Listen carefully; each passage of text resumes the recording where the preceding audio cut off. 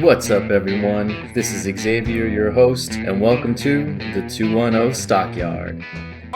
Down by 2. Plenty of time left. Picked off! Beasley!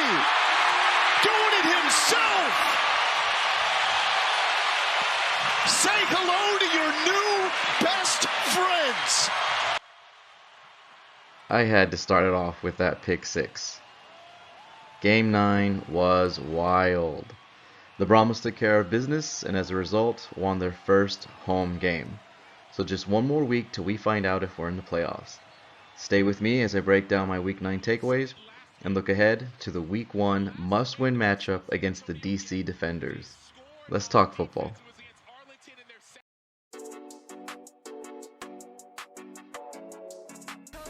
From the get-go, you could feel the energy in the stadium. Coach Buckley himself noted it in his pregame interview. Compete.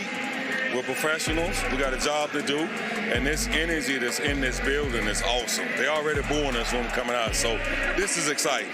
I appreciate it. Good luck. Thank you. I loved his comment about the energy in the Alamo Dome. Now, not everyone is as passionate as others, and we do have an inexperienced crowd to a point. But our enthusiasm for a professional football game about to begin in our own backyard excited him.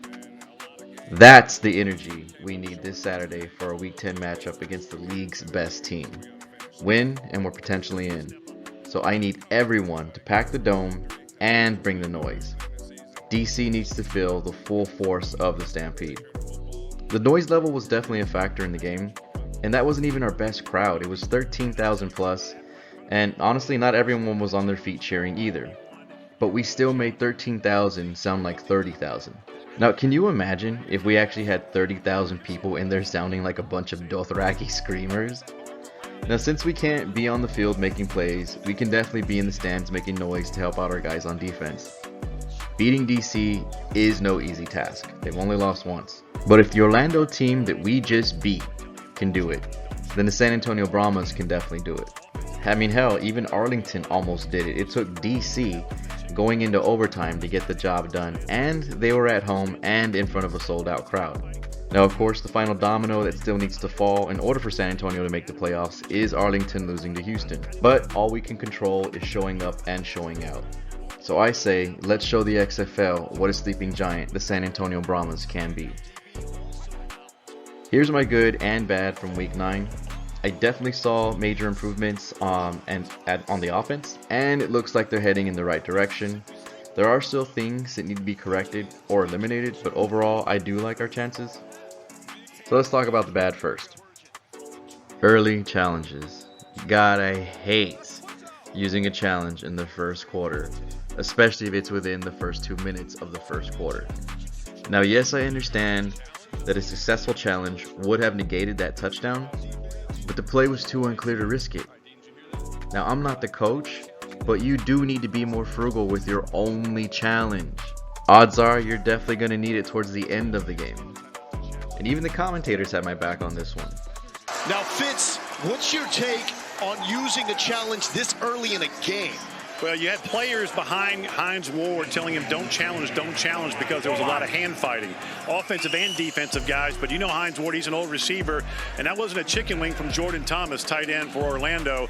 That was an extension, but as Dean said, that was hand fighting from both guys. So I get it, but Hines was pretty adamant he was going to challenge it no matter what. I had a problem with that one, but normally I don't have one this early, but that was a 50-50, and I wouldn't have challenged. Let's talk penalties, specifically holding. There were several big plays that were negated due to holds or interference. The line needs to clean up the penalties and stop giving our opponents opportunities to stay in the game. Penalties kill the drive and kills momentum. Next up, and I know everyone's probably going to say the same thing because we've been saying it all year, the play calling. But for me in specific, 3rd and short. I have never seen such obvious and ridiculous play calling than the Brahmas do on 3rd and short. So instead of running it with either running back, and each of them averages about 4 yards a carry right now, you decide to throw it. And not a short pass, not a dump pass, not even a check down. They're calling go routes and Hail Marys when all you needed was 2 or 3 yards. Just run the ball and get the damn first down. Then attempt the deep ball. So please, no more bombs on 3rd and short. Alright, now last thing on the bad list, and I don't remember if this was actually shown on TV, because I was at the game, so I was there, I saw this live, but I gotta say that, guys, the wave. Can we please not do the wave? Especially when we're on offense.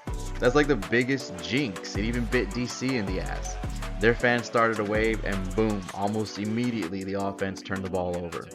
So if you absolutely need to do the wave, please have the football fan etiquette to know that you don't do it when your team is on offense. Also, please stop the "Let's Go Brahmas" chants, or any other chants for that matter, when we have the ball. So for those of you that are new to this, you're supposed to be quiet when your team is on offense, because the offense, all the guys need to hear the play calling, and they also may need to hear any audibles. And now you're loud on defense for the same reason.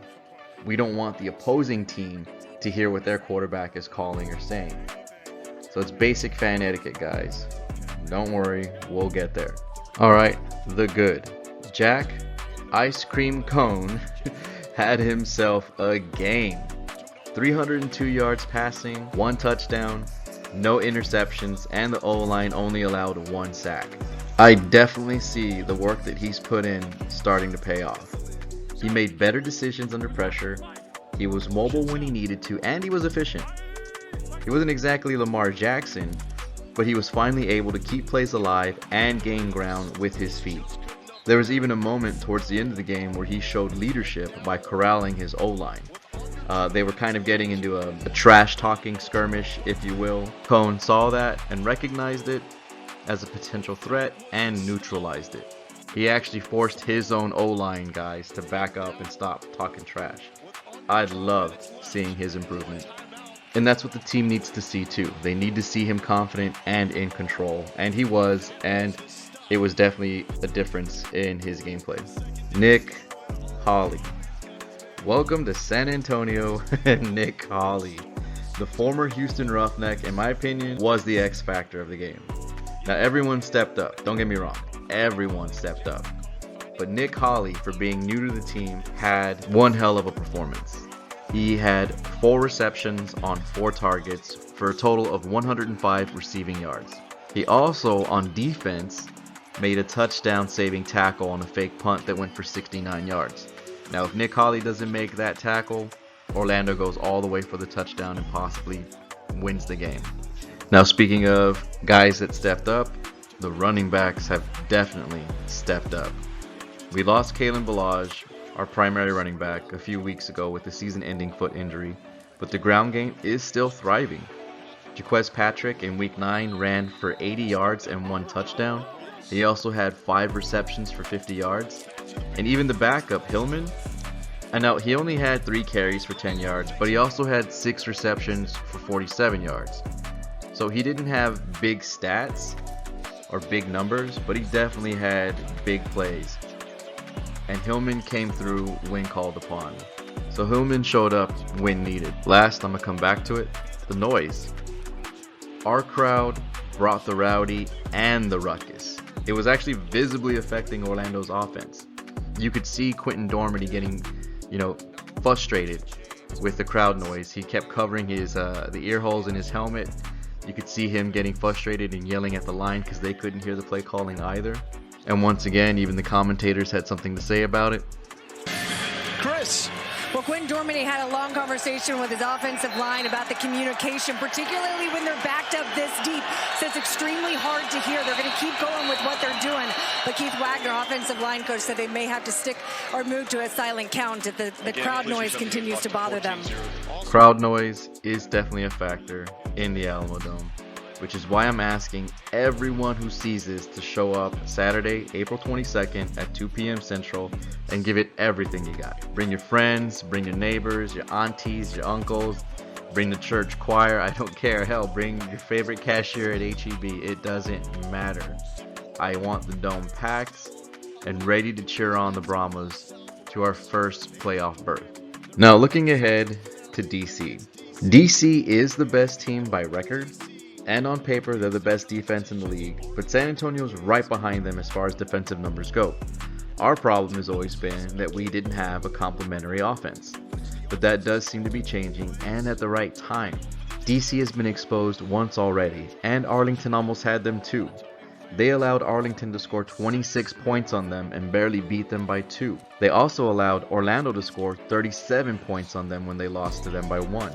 I 100% believe the Brahmas can pull out the victory, especially since DC is likely to rest their starters for the Week 10 game. Now, I'm still predicting that this will be a defensive battle. DC has allowed opponents to score an average of 23 points against them per game, while San Antonio has only allowed an average of 17. Now, if both of the offenses and the defenses cancel or balance each other out, then it's going to come down to special teams. San Antonio definitely has the upper hand in special teams. First, the kicking game. We do have the best kicker in the league. Parker Romo has only missed 1 field goal this year, and the DC Defenders kicker has missed 4. Romo also has the second longest field goal in the league. It's 57 yards, I believe. The Brahmas are also 3rd in average yards gained per kickoff, while DC is ranked 7th. The Brahmas are also 4th in total kick return yards, while DC again remains at 7. And let's not forget that San Antonio also has the league's only kickoff return for a touchdown. I'm counting down the days till kickoff. It is unfortunate though that tailgating won't be allowed for our last game, especially with playoff implications on the line, but Week 10 happens to land during Fiesta Week here in San Antonio, and it's an annual tradition here. There are events all week in all parts of the city. There's parties, concerts, food, parades, and of course the carnival that the Alamodome parking lot hosts every year. That's why we can't tailgate. The carnival's taking place the same day as the game, but who knows, maybe the city and the fans will find a way to start incorporating future Week 10 matchups to be a part of Fiesta events. The city was so used to the Spurs being in the playoffs for 20 years straight during Fiesta, it became a staple. It honestly, I think it made the city a little more rowdy. And if the Brahmas can make a playoff berth, my hope is that it'll bring back some nostalgia of having a pro team compete for a championship during what is already the most festive and rowdy part of the year for us. But what are your thoughts? Will the Brahmas beat the DC Defenders and make the playoffs? Will Houston help us out by beating Arlington, or will they take the day off and let Arlington beat them? Should the carnival have been moved to allow for tailgating? And speaking of which, for all my locals, what's your favorite Fiesta event? Let me know in the comments. Thanks again for sticking around. Please like and subscribe. I'll see you guys again after Week 10, where I'll hopefully be talking about our playoff matchup against the Houston Roughnecks. We'll see. I'll see you guys at the game. And as always, horns forward.